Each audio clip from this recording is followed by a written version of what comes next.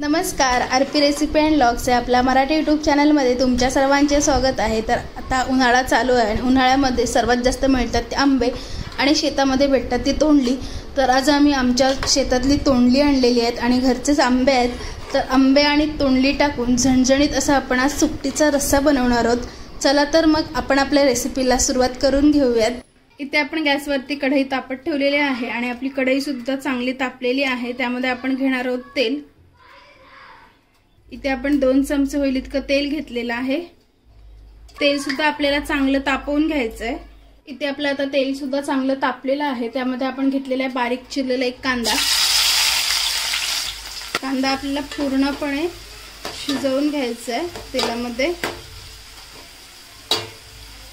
कांद्यामध्येच आपण घेतलेला इथे बारीक ठेचलेला लसूण आपल्याला ठेचून घ्यायचं आहे। लसूण सुद्धा आपण कांद्यामध्ये मिक्स करून घेऊयात।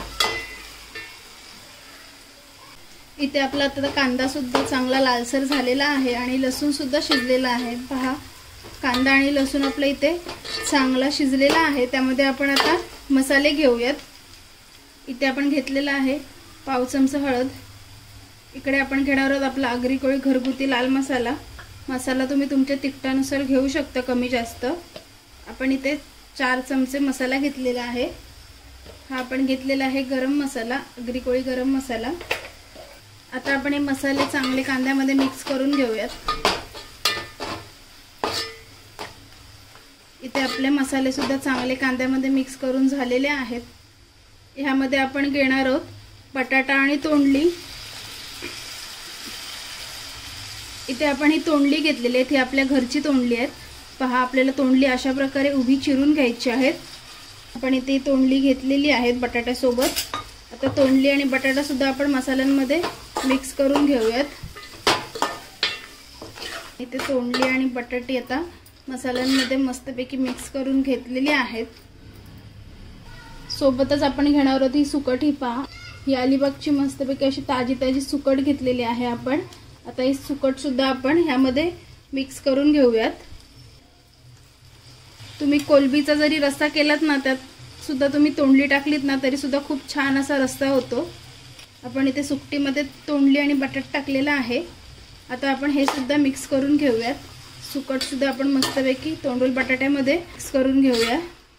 इथे आपण सुकट मस्तपैकी तोंडली आणि बटाट्यामध्ये मिक्स करून घेतलेली आहे। आता आपण ह्यामध्ये घेणार आहोत पाणी।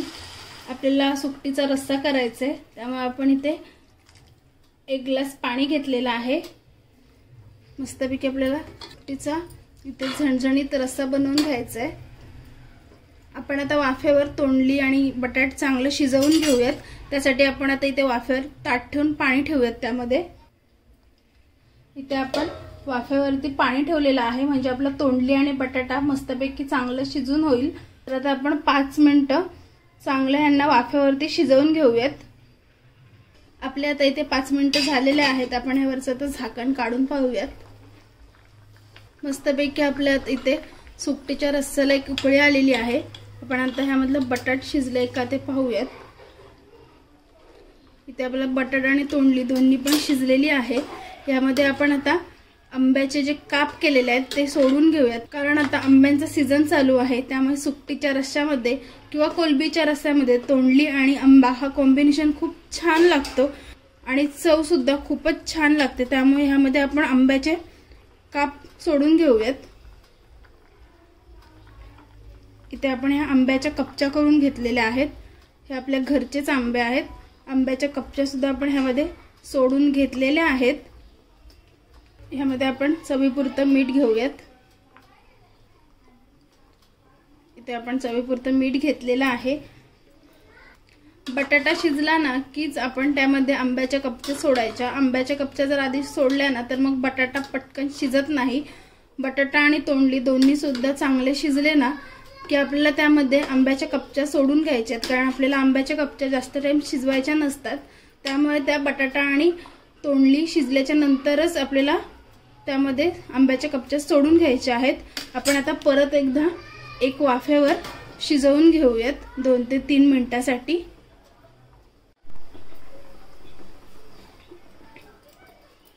आपण आता परत एकदा ह्यावरचं झाकण काढून घेऊयात।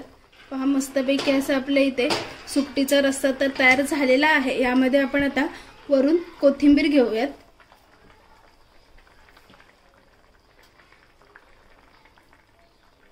इथे आपण घेतलेली आहे भरपूर सारी कोथिंबीर सुद्धा आपण ह्यामध्ये मिक्स करून घेऊयात।